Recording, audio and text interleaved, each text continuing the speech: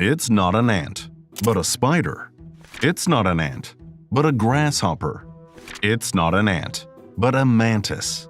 And this is not a mantis, but a species of mantid fly belonging to the order Neuroptera. In nature, there are a multitude of deceivers whose tricks go beyond our wildest imaginations. This deception is scientifically called mimicry. And it comes in various forms. For many people, the most familiar type of mimicry, aside from cryptic mimicry where one blends into the surrounding environment, is known as Batesian mimicry, which involves a weaker organism mimicking a stronger one. This is akin to the wolf in sheep's clothing strategy.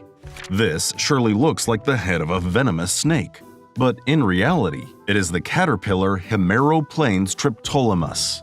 When a predator appears, it puffs up its body and transforms to resemble a poisonous snake. The eastern tiger swallowtail caterpillar also mimics a snake's head, sticking out its tongue when sensing danger to protect itself.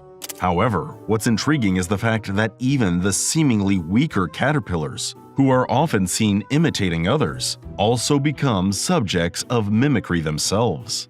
A prime example of this is the flannel moth caterpillar. Its fluffy hair may look cute, but if touched, the toxicity of its hairs can lead to severe reactions. Thanks to this toxicity, these insects can live in their vulnerable caterpillar phase more safely. Mimicking this caterpillar would certainly be a survival tactic. But what's fascinating is that the animal mimicking this caterpillar is none other than a bird known as the cinereous mourner. Looking at the photo, this bird and the moth caterpillar have no resemblance at all. However, it's a different story during the bird's chick stage. The chicks are covered in fluffy feathers, and their color closely resembles that of the flannel moth. When perched on a leaf, their appearance is so similar to a real caterpillar that they can easily be mistaken for the real thing. Essentially, this bird adopts a strategy of mimicking a toxic moth caterpillar to survive its vulnerable chick phase. Isn't that astonishing? Moreover, in 1976, ethologist Dr. Randall L. Eaton suggested that the white fur of cheetah cubs is an example of Batesian mimicry. He stated that cheetah cubs mimic the appearance of the honey badger, a notorious figure of the grasslands, to better protect themselves from predators like lions and hyenas. And while this hypothesis has not been experimentally verified even after 40 years, it remains a fascinating hypothesis regarding mimicry among mammals. And it's not only appearances. Some animals mimic sounds as well. Of course, vocal mimicry such as beetles imitating ant sounds to receive care from worker ants, or moths that mimic the sound of the toxic tiger moth to protect themselves from bats, is a commonly observed form of mimicry in the insect world. However, among vertebrates, specifically in the bird class, there are also species that engage in vocal mimicry. One example is the burrowing owl. These birds, living in burrows, mimic the sounds of rattlesnakes to ward off predators like badgers when they approach their habitat. Let's have a listen to see how similar it is.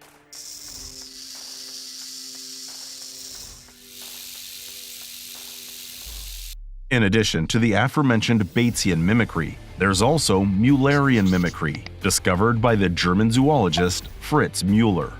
This refers to the phenomenon where individuals with toxicity, living in similar habitats, evolve to resemble each other to avoid predators.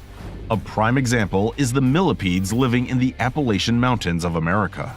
Despite being entirely different species, as you can see, these millipedes look so similar they can easily be mistaken for the same species at first glance. Both contain potassium cyanide in their bodies, so they have almost no natural predators. But don't you think it's strange?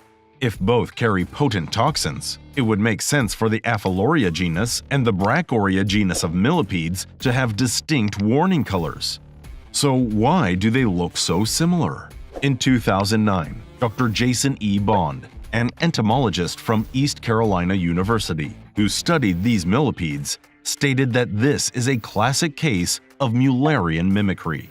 When different species share a habitat and have similar warning colors, predators need only experience the toxicity of one to avoid the others, thereby accelerating their learning and naturally benefiting the survival of the mimicking species. In other words, Müllerian mimicry benefits both predator and prey. If their warning colors were different, predators would have to learn about the toxicity by eating each species, a trying situation that wouldn't benefit either party. The similarity in color between the mildly toxic false coral snakes and the highly toxic true coral snakes is also a classic example of Müllerian mimicry. And of course, the case of the non-venomous milk snake resembling the coral snake is an example of Batesian mimicry. In 2012, Dr. Joseph S. Wilson, a biologist from Utah State University, conducted a study analyzing 65 species of the highly venomous North American velvet ant. Surprisingly, when you look at the photos here, here, here, here, here, and here, in areas where their habitats overlap, even different species of velvet ants start to resemble each other, showing the phenomenon of Müllerian mimicry. Okay, so far we've talked about mimicry used for defense, but there's also mimicry used for offense. Contrary to defense, this is a wolf in sheep's clothing strategy. Some might think only of the orchid mantis, or the alligator snapping turtle that lures fish with its worm-like tongue. But nature is full of even more astonishing examples. Here we see a spider crawling. A bird comes flying in to eat it. But actually, this is not a spider, but the tail of a snake. This snake, first discovered in Iran in 2006, is named the spider-tailed horned viper. When it moves its tail, the spiky and round parts at the end greatly resemble a spider. Once their tail has lured in a bird, they capture it for their next meal. In addition to this snake, the African drongo has an intriguing trick up its sleeve. It mimics the alarm calls of meerkats to deceive predators. After emitting a fake alarm call, this bird takes advantage of the moment when meerkats abandon their food to flee, seizing the opportunity to snatch an easy meal. It's a classic example of a hunting strategy using mimicry. Cases like these are also seen in the insect world. In 2009, Dr. David C. Marshall, an animal behaviorist from the University of Connecticut, discovered that insects of the katydid family mimic the distinct sound of female cicadas. Males, thinking they are approaching a female, are then captured and eaten. But nature's world of deception does not end there. Beyond defense and offense, there's also mimicry for reproduction. Freshwater clams are a prime example. Without adopting a particular strategy, the larvae born from these clams, which reside in rivers, would be helplessly carried downstream by the current, with many ultimately being swept into the sea and perishing. To prevent these situations, these clams have resorted to mimicry. In some species of the Lampsilus genus, notably Lampsilus ovate and Lampsilus reviana, a part of their body that protrudes from the shell looks remarkably like a small fish, as evident in the photos. Sometimes with Lampsilus reviana, it's hard to tell whether it's a fish or part of the clam. In reality, this part isn't actually the clam's body, but a sac filled with tiny clam larvae, each only a third the size of a grain of salt. When clams wiggle this sac, large fish, mistaking it for food, approach. The moment a fish bites the sac, numerous clam larvae burst out and attach to the fish. They then grow while attached to the fish, which, if it swims upstream, will eventually dislodge them to settle on the riverbed. The fact that these eyeless clams have developed such a strategy through natural selection is truly amazing.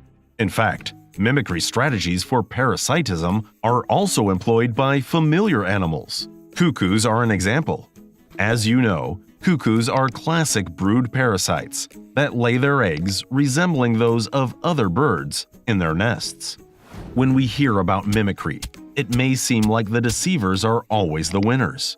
However, as seen in the failed brood parasitism attempts by cuckoos, the intense competition between those who deceive And those who attempt to detect deception is still ongoing. And in the midst of this competition, nature may yet evolve deceivers beyond our wildest imaginations. Science is a window to the world, and this has been Science Dream. Thank you for watching.